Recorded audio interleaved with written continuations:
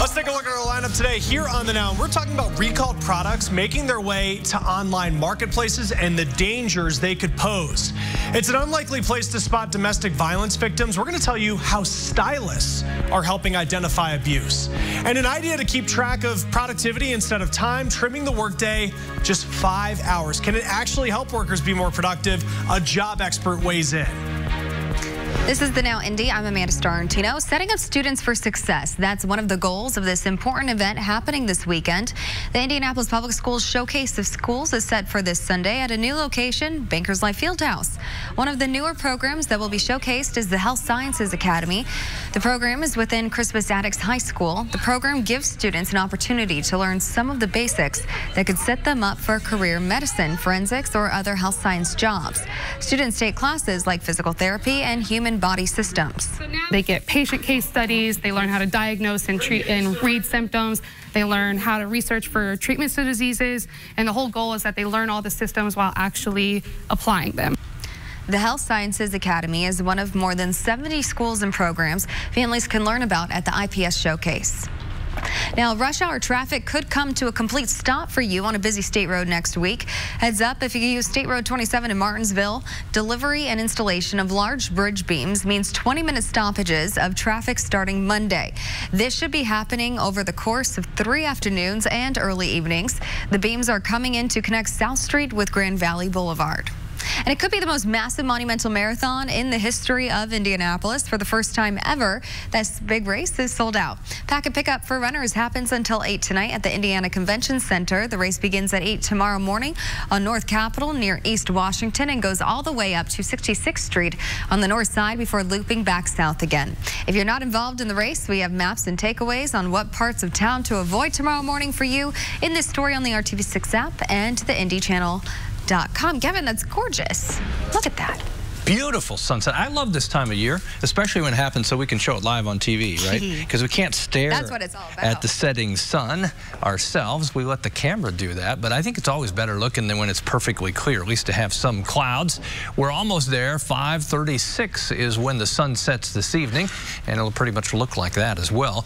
Nice way to dismount from the work week. There are the clouds that we just saw on the camera looking to the west. Snow potential arrives Monday. We're dry tomorrow. We're dry Sunday. It would be overnight Sunday into Monday when we start to see moisture ahead of that Arctic cold front. It's weird to say that this time of year, but it will have a punch and knock our temperatures into January-like levels, just like this morning. 31 in Crawfordsville. Indy just 1 degree warmer. Temperature in Connorsville at 35.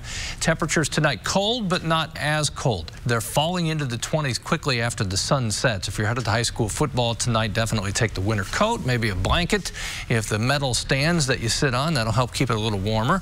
I'll move to this side so you can see this, the progression of temperatures. It'll be down to 25 at 11 o'clock tonight. Tomorrow, a mixture of clouds and sunshine. It will be much windier. Winds will be 15 to 25. Temperature warms to 44 degrees in the afternoon. What's ahead for Sunday and how that will impact Monday and Tuesday coming up. It's been 1 year since the most destructive wildfire in California's history. The town of Paradise is slowly making its way down the road of recovery, but many challenges remain, including whether enough people are willing to once again call the town home. Maya Rodriguez partnered with Newsy to see how things are going there. The struggle to emerge from rubble and ash now grips the town of Paradise, California. We've all been through the same thing, so much trauma. Nobody else really knows what we've been through. 19,000 homes destroyed, more than 80 people killed when fast-moving flames tore through here 1 year ago. The recovery, slow.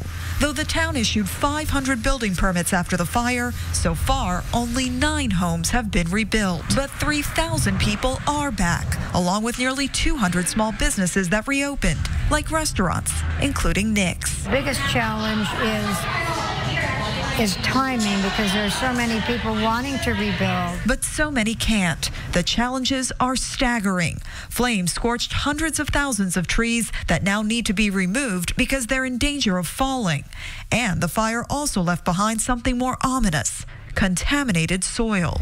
For the burnt properties, more than half of them are contaminated. Evacuation routes here also remain woefully inadequate, potentially trapping people again should another wildfire break out, much like they are currently raging in other parts of California. I think right now, looking at the fires in California, and people got to start asking those tough questions. At what point do I decide I don't want to move back out there? But for some who call paradise home, rebuilding is not so much a choice, but a calling. My family lost 13 homes, and for them to be able to have a place to come back to and see me be a part of the rebuild process personally is just a really big accomplishment. One with many steps still to go. I'm Maya Rodriguez reporting. Maya, thank you. And the latest update from the CDC shows that most e-cig users who have experienced lung injuries were using THC products, and some products may have also contained vitamin E acetate, which can affect how lungs work. All right, let's get back to our lineup, and buyer beware on this next one. Recalled products are making their way to online marketplaces. We're taking a look into how these products are ending up for resale. $1 million collected for our clients. This is the Now Indy on RTV6. It's a growing trend in car crime, and now one central Indiana city is putting out this warning after a huge rash of catalytic converter thefts. The Columbus Police Department says it saw 23 reports of these thefts in the last month or so. Investigators say thieves have mostly targeted larger vehicles like box trucks, vans, and SUVs. Catalytic converters control your car's emissions and are usually stolen from under the vehicle, later sold for scrap. Police in Columbus say if you have any information on these thefts, report what you know. Chris. A dangerous deal. Consumer Reports finding hundreds of deadly infant sleepers that have been recalled are still for sale online. Sites like Craigslist, Facebook Marketplace, and eBay. Those websites and sellers could be held responsible if someone buys a recalled item and a child ends up getting hurt. It's understandable that a lot of individual sellers may not be aware of the recall or of the law, which makes it illegal to sell recalled products. Whether you're a person at a garage sale, whether you're posting something online. Consumer Reports did find that eBay does a better job at policing recalled products. And remember, only a few brands of infant sleepers have been recalled, but safety groups have said it is not safe to use any inclined infant sleepers. A new government commissioned study has also shown that there are many ways that this positioning and this design puts infants at risk for positional asphyxiation, which means that they could lower their head and compromise their airway. Even without rolling over, they could suffocate. IKEA dressers and Bumbo baby sleepers were also being resold online. So what can you do about this? You want to check recalls.gov before buying or selling anything secondhand. And if you do see something for sale that has been recalled, you want to let the seller know. Let's turn to the Now newsfeed. A big mistake at a care facility for those with developmental issues in Oklahoma. 10 people having to go to the hospital. They were injected with insulin instead of getting the flu shot. Investigators are trying to figure out how this happened. A legend of opera will not perform at a pre-Olympics event in Tokyo next year. Placido Domingo decided not to sing at an April event. He is facing several accusations of sexual harassment. U.S. opera houses have canceled his performances as well. We could be headed for record cold next week across the country. The National Weather Service forecasting 170 potential daily record cold temperatures from Monday to Wednesday. All right, ahead in our lineup, several states are turning to hairstylists to save abuse victims. We're going to show you what stylists are looking for and what they're being asked to do.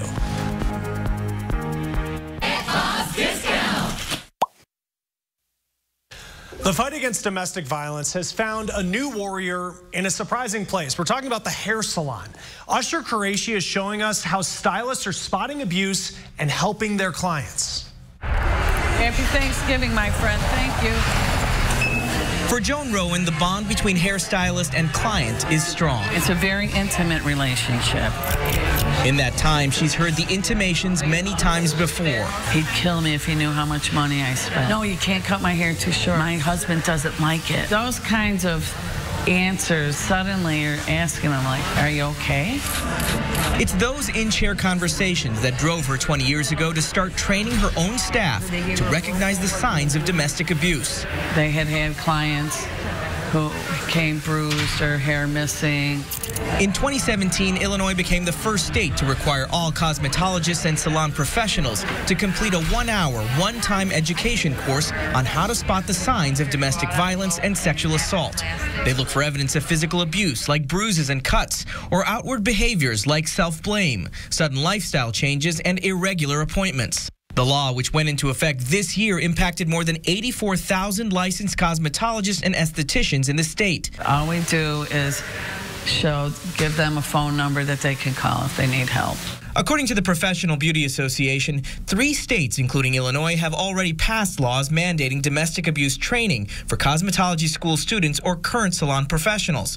Since last year, another 6 states have attempted to pass similar legislation.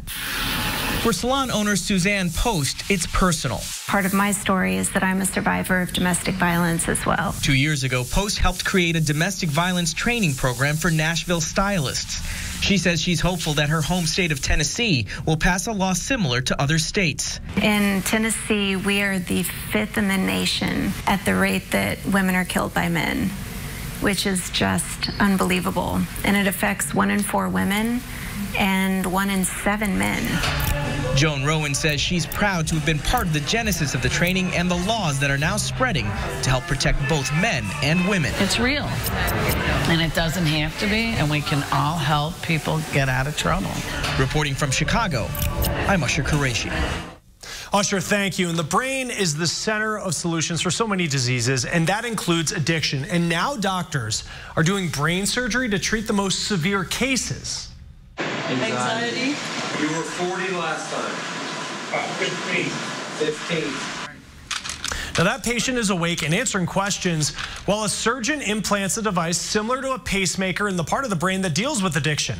A doctor at West Virginia University Medicine explains how it works. This electrode will send out pulses, electrical pulses, to essentially manipulate the circuitry to our advantage to help with cravings that people experience from an addiction standpoint, as well as impulsivity and even possibly some mood and anxiety that's connected with ongoing substance use.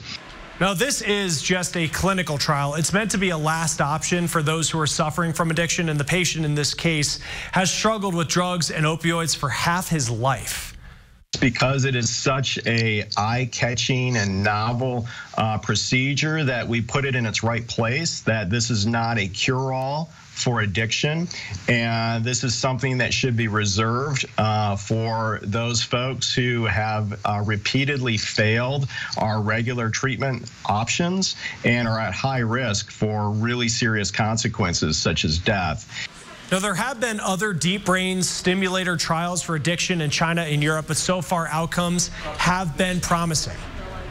Honor and Country, the community came together in Carmel today to put on an event in the name of Veterans Day. The annual ceremony at the Tarkington Theater and the Center for Programming Arts brought together local youth, leaders, and military veterans.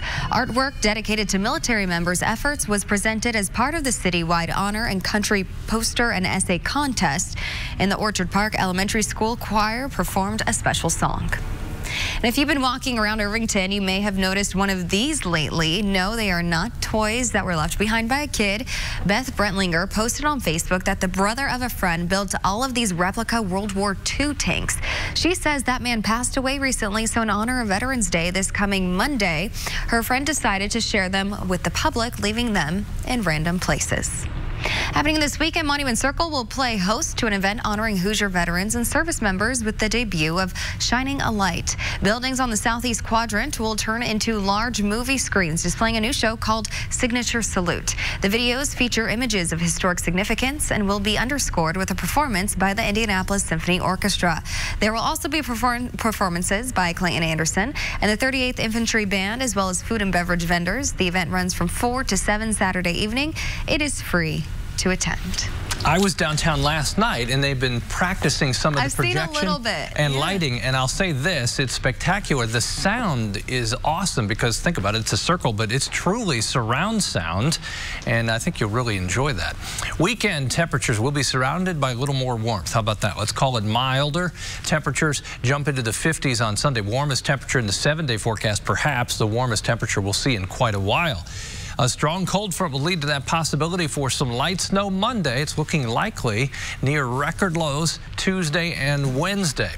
This evening, temperature above the freezing mark, at least down in Bloomington, 35. It's 32 in Kokomo and Indianapolis. The wind is light. That will help a little bit, but I do think temperatures will drop a handful of degrees rather quickly now that the sun has set on the work week. 23 by 10 o'clock tonight, and those temperatures continue to fall in some places into the upper teens before leveling off during the overnight period. Tomorrow, a mixture of clouds and sunshine will make it into the 40s. We'll take it. Winds will be out of the southwest at 15 with gusts to 25 miles per hour. Temperatures anywhere in central Indiana warmer than they have been. 46 in Bloomington, Columbus, also Connorsville and Rushville at 46. Metro area right at 45. Sunday, what changes? More clouds roll back in, but will stay dry. 51 early afternoon. Afternoon high temperature peaks at 53 degrees. Then as you look at the 4-day forecast, Monday is the day of change. Veterans Day parade has actually been moved indoors. They've canceled the outdoor parade because of the falling temperatures and the rain changing to snow. Dry and cold on Tuesday. Let's start the Now News feed. A new study is laying out what might put people at risk for psoriasis. Ohio State researchers say people who smoke and have poor dental health could be at risk. Experts also pointing to a history of strep throat as a trigger. Well, if you bring home a puppy, researchers, they have some insight on how you should raise them. Portuguese researchers say those who yell or use punishment-based training can make their dogs depressed. They say reward-based training is a more effective method. Well, more bad news for Sears. The company closing 96 more Sears and Kmart stores in February. Only 182 locations will be left. Around 162,000 Americans are dying every year from drug-resistant infections. It's a global threat, which has brought top experts to D.C. this week to talk about solutions. And one of the biggest challenges is developing new antibiotics to fight these infections. Now, there is legislation like the Disarm Act that's in the works, and it would help work out some of the financial challenges. I think it's a bit of a silent epidemic because people don't really appreciate that anyone can get drug-resistant infections. This isn't something that impacts only certain patients. People can get it in the community. People can get it when they're in the hospital getting medical procedures. And I think we need to realize that we're all at risk of this. Dr. Frank is with the Working to Fight AMR campaign. He said in India recently there were cancer patients passing away during chemotherapy from drug-resistant infections. Essentially, the treatment was deadlier than the cancer, and the risk is that drug-resistant infections, if they become more prominent, some common procedures could become too risky to do. Now, we've said it before, companies are hurting for workers, and that means they're offering candidates really good benefits. One of the most attractive benefits out there, shorter work days. Some companies are making their work days as short as just 5 hours. So we talked to the CEO of Tower Paddleboards. His company is relatively new. They started a 3-month test where workers came in from 8 in the morning to 1 in the afternoon. They did as much as they could in that period of time, even skipping their lunch break, but then they went home. Now, this was so successful, they continued doing it for 2 years. It's no different than, finals week in college. Like all of a sudden, you haven't done this term paper, in 3 months, and now you've got 48 hours and you stay up and you grind it out. And it's just amazing what you can do when you have a time constraint in there. Research proves there is no downside to a shorter workday. Our human resources experts at Gartner say that is encouraging companies to give workers more flexibility. So what they're really trying to build is flexibility for their employees. And one of the ways to build flexibility is to actually shorten the workday. But flexibility is the goal that most companies are pursuing. Tower Paddleboard says the model is working, but they are still perfecting it. All right, next in our lineup, if you ever feel like the internet on your phone, it is just acting a lot slower than it should, it's not just you. Phone companies are commonly doing this. We're going to check into whether we have a say in the data that we pay for.